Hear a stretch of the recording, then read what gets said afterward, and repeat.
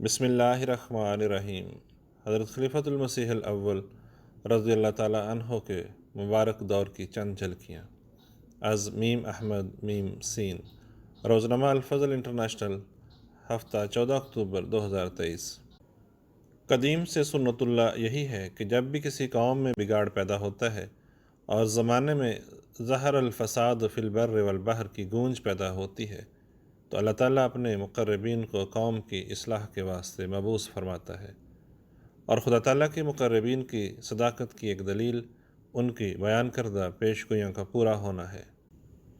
چنانچہ سرور کائنات، فخر موجودات، خاتم النبیین محمد مصطفیٰ صلی اللہ علیہ وآلہ وسلم پر جب سورہ جمعہ نازل ہوئی تو آپ نے اپنے پاس بیٹھے ہوئے ایک صحابی حضرت سلیمان فارسی رضی اللہ تعالیٰ عنہ کے کندھے پر ہاتھ رکھ کر فرمایا کہ لو کان الایمان عند ثریا لنالہ رجال او رجل من ہؤلاء، کہ اگر زمانے میں بگاڑ پیدا ہوا اور اس قدر ہوا کہ ایمان ثریا ستارے پر بھی چلا گیا تو اس شخص کی نسل سے ایک شخص مبعوث کیا جائے گا جو احیاء اسلام کرے گا، خدا کی وحدانیت کے جھنڈے کو زمین میں قائم کرے گا۔ چنانچہ ہم نے دیکھا کہ وہ شخص مسیح موعود اور مہدی موعود کی صورت میں ہمارے سامنے آئے۔ جبانی جماعت احمدیہ حضرت مرزا غلام محمد صاحب قادیانی علیہ السلام ہے۔ حضرت اقدس محمد مصطفیٰ صلی اللہ علیہ وآلہ وسلم نے پیشگوئی فرمائی تھی کہ اس شخص کے مبعوث ہونے اور وفات پا جانے کے بعد خلافت قائم ہوگی، اور وہ خلافت علی منہاج النبوہ کی صورت میں ہوگی۔ بس حضرت مسیح موعود علیہ السلام کے وصال کے بعد خلافت کا نظام جاری ہوا، اور وہ آج بھی جاری و ساری ہے۔ حضرت مسیح موعود علیہ السلام کے پہلے خلیفہ حضرت حکیم مولوی نور الدین صاحب رضی اللہ تعالیٰ عنہ کے مبارک دور کی چند جھلکیاں پیش ہیں۔ حضرت حکیم مولوی نور الدین رضی اللہ تعالیٰ عنہ 1841 میں بیرا میں پیدا ہوئے۔ آپ کے والد محترم حافظ غلام رسول صاحب اور آپ کی والدہ نور بخت صاحبہ تھیں۔ آپ کے اوصاف کریمہ میں عبادت گزاری، پرہیزگاری، عشق قرآن اور اطاعت و فرما برداری سب سے نمایاں ہے۔ آپ کے وصف میں اطاعت کا ایسا عالم تھا کہ ایک دفعہ حضرت مسیح موعود علیہ السلام نے آپ کے متعلق فرمایا، ہر ایک امر میں میری اس طرح پیروی کرتے ہیں جیسے نبض کی حرکت تنفس کی حرکت کی پیروی کرتی ہے۔ آپ کا وجود حضرت مسیح موعود علیہ السلام کی اس دعا کا زندہ نشان تھا کہ خدا تعالیٰ مجھے کوئی ایسا مددگار عطا فرمائے جو میرا دست و بازو ہو کر کام کر سکے۔ ہمارے موجودہ پیارے امام حضرت خلیفۃ المسیح الخامس ایدہ اللہ تعالیٰ بنصر العزیز مولوی صاحب کے متعلق فرماتے ہیں، یہ ایک زبردست اعزاز ہے جو کہ زمانے کے امام نے اپنے ماننے والوں کے لیے ہر چیز کا معیار حضرت مولانا نور الدین کے معیار کو بنا دیا کہ اگر ہر ایک نور الدین بن جائے تو ایک انقلاب برپا ہو سکتا ہے۔ 26 مئی 1908 کو حضرت مسیح موعود علیہ السلام اپنے خالق حقیقی سے جا ملے تو نظام جماعت کو چلانے کے لیے 27 مئی کو حضرت مولوی صاحب آپ علیہ السلام کے جانشین اور خلیفہ منتخب ہوئے۔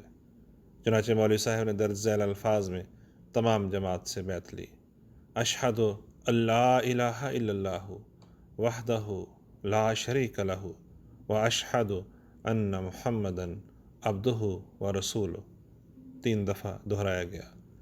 آج میں نور الدین کے ہاتھ پر تمام ان شرائط کے ساتھ بیعت کرتا ہوں جن شرائط سے مسیح موعود و مہدی موعود بیعت لیا کرتے تھے، اور نیز اقرار کرتا ہوں کہ خصوصیت سے قرآن و سنت اور احادیث صحیحہ کے پڑھنے، سننے اور اس پر عمل کرنے کی کوشش کروں گا، اور اشاعت اسلام میں جان و دل سے بقدر وسعت و طاقت کمر بستہ رہوں گا، اور انتظام زکوٰۃ بہت احتیاط سے کروں گا، اور باہمی اخوان میں رشتہ محبت کے قائم رکھنے اور قائم کرنے میں سعی کروں گا۔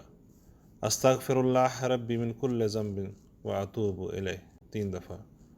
رب انی ظلمت نفسی واعترفت بذنبی فاغفر لی ذنوبی فانہ لا یغفر الذنوب الا انت۔ اے میرے رب، میں نے اپنی جان پر ظلم کیا اور میں اپنے گناہوں کا اقرار کرتا ہوں، میرے گناہ بخش کہ تیرے سوا کوئی بخشنے والا نہیں، آمین۔ جلسہ سالانہ 1910 کے موقع پر اپنے الفاظ بیت میں مندرجہ ذیل کلمات کا اضافہ فرمایا کہ میں شرک نہیں کروں گا، چوری نہیں کروں گا، بدکاریوں کے نزدیک نہیں جاؤں گا، کسی پر بہتان نہیں لگاؤں گا، چھوٹے بچوں کو ضائع نہیں کروں گا، نماز کی پابندی کروں گا اور زکوٰۃ اور حج اپنی طاقتوں کے موافق ادا کرنے کو مستعد رہوں گا۔ تعلیم الاسلام ہائی اسکول حضرت مسیح موعود علیہ السلام کی مبارک زندگی میں ہی قائم ہو گیا تھا، لیکن حضرت مولوی صاحب کی خواہش تھی کہ اس ادارے کو مستقل بنیادوں پر قائم کیا جائے۔ چنانچہ 1 مارچ 1909 کو باقاعدہ طور پر مدرسہ احمدیہ قائم کیا گیا۔ مدرسہ احمدیہ کے پہلے ہیڈ ماسٹر حضرت مولوی سید محمد سرور شاہ صاحب رضی اللہ تعالیٰ عنہ مقرر ہوئے۔